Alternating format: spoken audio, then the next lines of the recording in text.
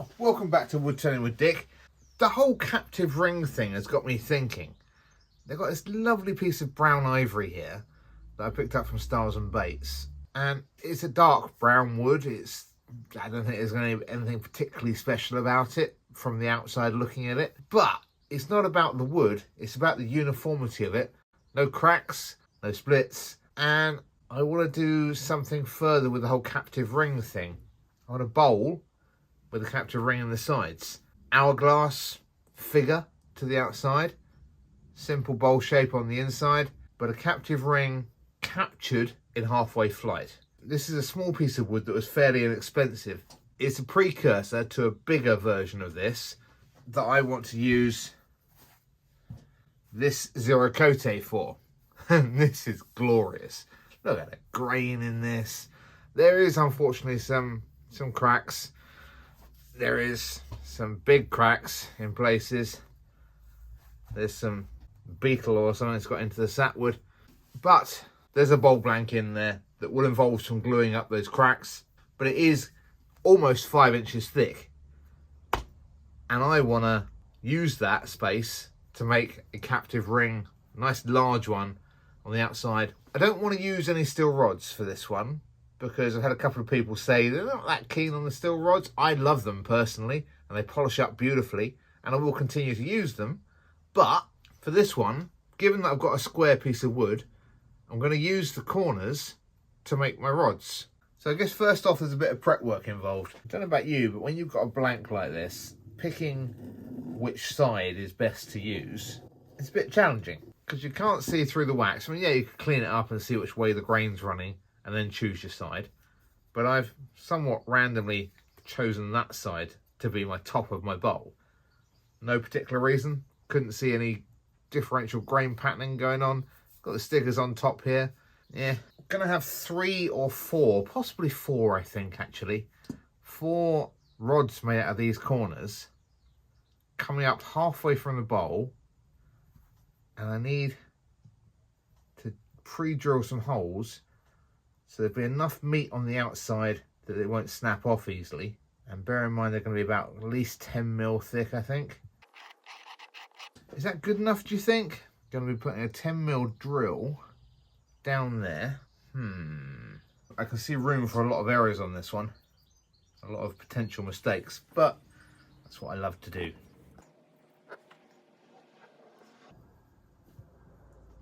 And of course the centre.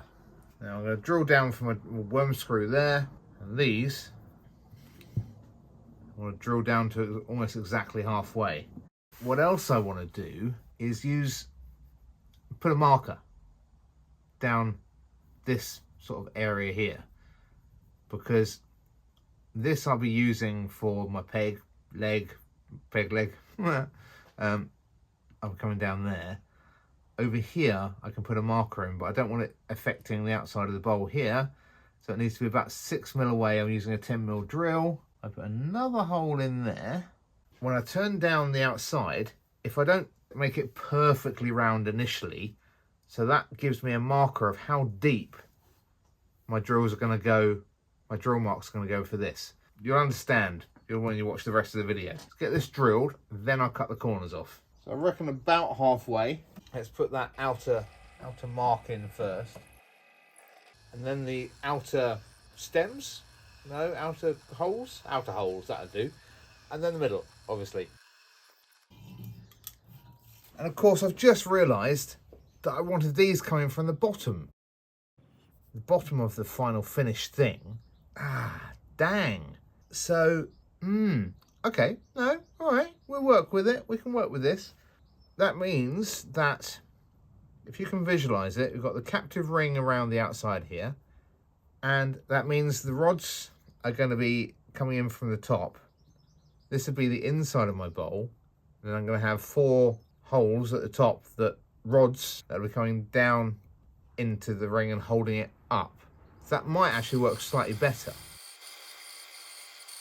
Might end up having some quite nice grain in this. So that is going to be the inside of the bowl. So that's going to look quite pretty on the side, I think. We'll see when it gets turned down a bit. That's turned out beautifully. So I can see exactly where the point is that I need it to be. So that's going to be the middle.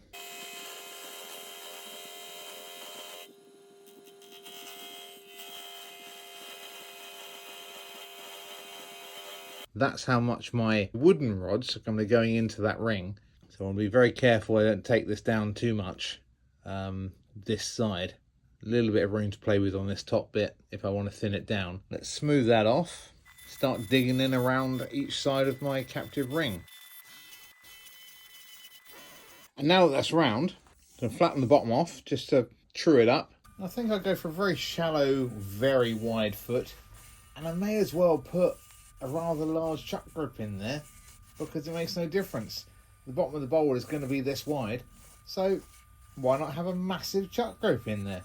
Who cares? Size doesn't matter. Well, actually it does on most occasions.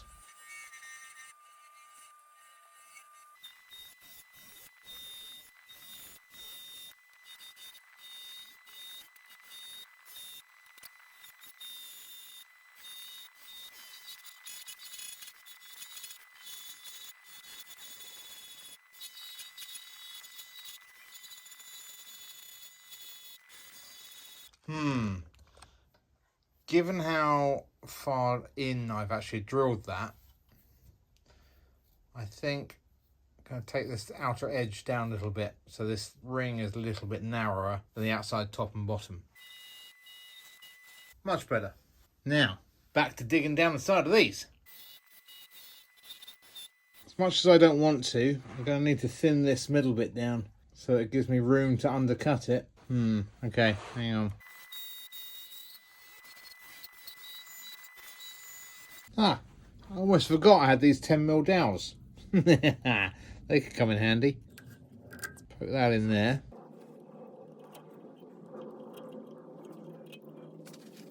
Help when I'm doing these and clean these holes up, hopefully.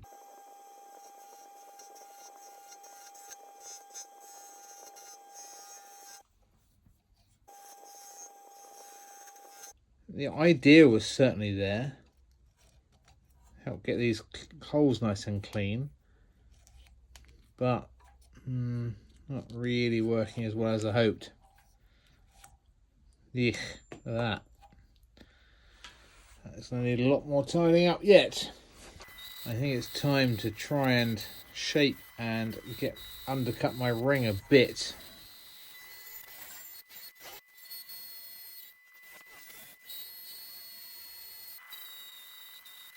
It might be in my imagination, but it started sounding different, which means could well be getting close. But I am now going to shape this outside and do my best to shape some of the inside with the skew chisel, with the bowl gouge, and get a nice round on this. So bear with.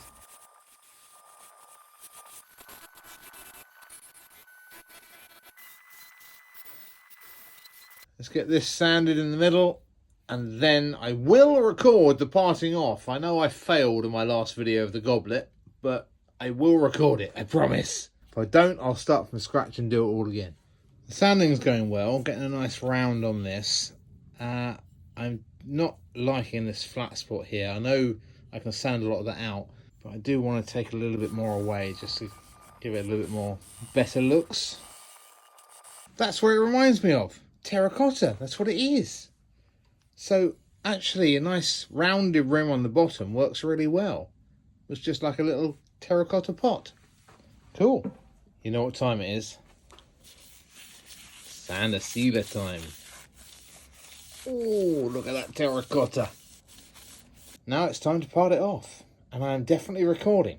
I've only got the one camera. I'll film the actual parting off in real time, but I'll speed up the getting to it.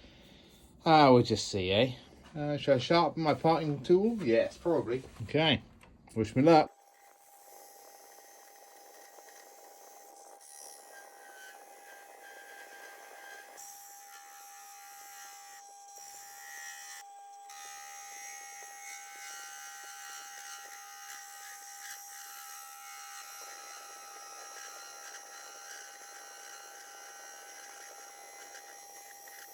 Still holding on there strong.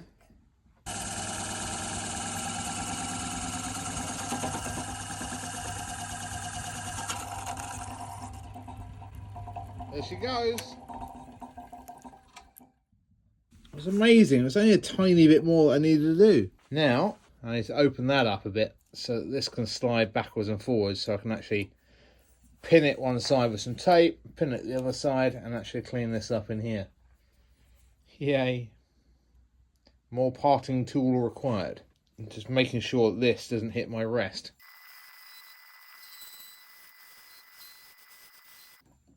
There you go. I can move it backwards and forwards a little bit. Clean this up and I'll be able to move it even more.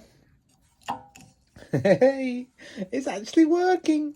Of course I knew it. I knew it would, but you know, it's kind of cool that it actually is.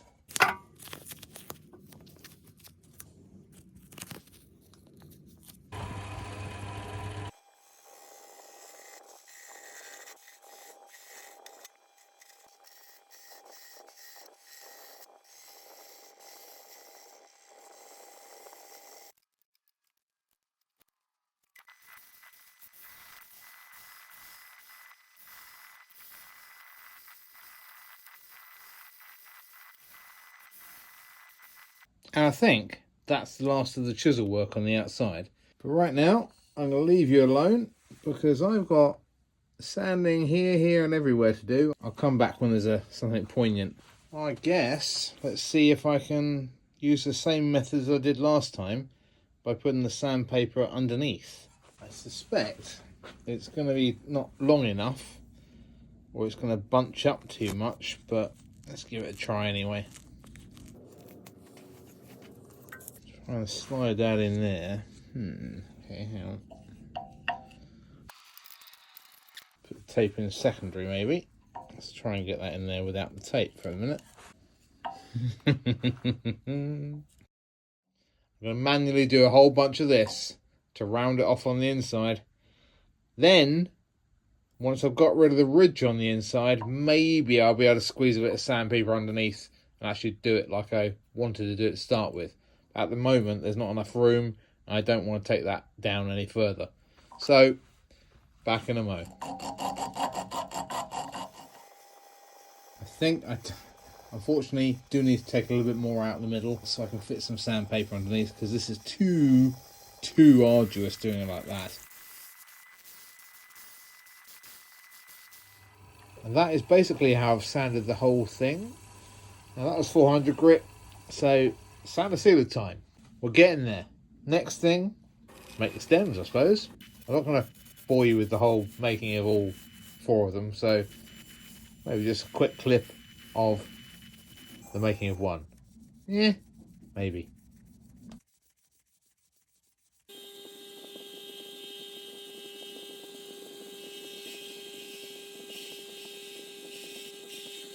Four of those cut to equal length, a little shoulder on each, and get them all exactly the same using the belt sander in length. And that's pretty close. So I've got to glue them in now. So trying to get the best angle I can for you. It's going to be fun. These are probably going to get scratched going through the hole at the top. I've done these at just over 10 millimeters each. And these are 10 millimeter holes. I'm going to match up the grain direction, I think. Here you go.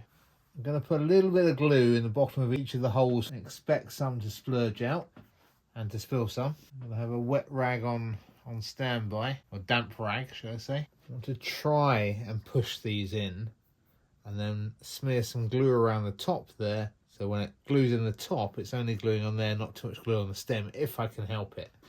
Now, try and push that in without actually bashing it with a hammer just in case. Yeah, it's wiggling in.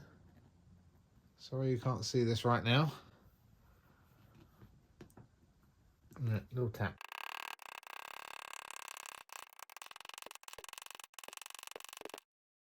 Get a bit of glue on there for some lube, hopefully. It's getting proper tight. Oh, such fun. You know what? Big hammer's coming out. Well, that's a complete bust. I completely, apart from one, which I haven't even tried in the holes yet, because there's no point, because that's only part way in. That's too far in, and that's too short anyway. Right, I'm not giving in just yet. Clean these holes out, keep them at 10mm, turn down 4 other rods of a different type of wood. Something darker than this, obviously. Yeah, okay, that's what I'll do. Having cleaned all the holes up, drilled out a lot of these in order to weaken them to get them out of the holes where I forced them in.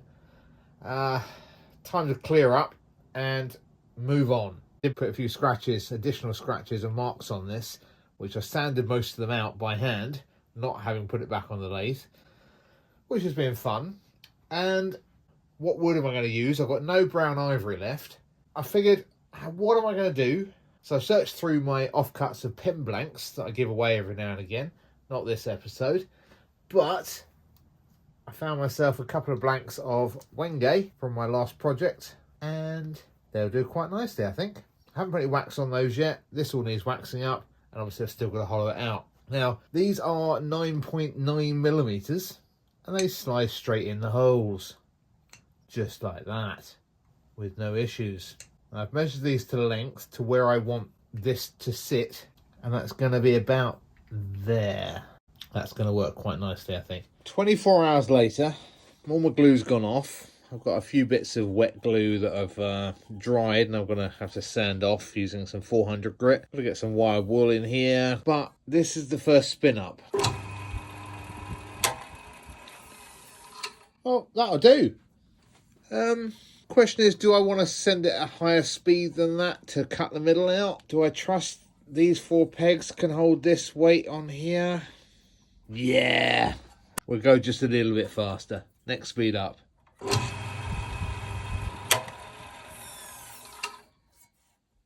I mean, yeah. I mean, that should be fine. It's certainly solid enough.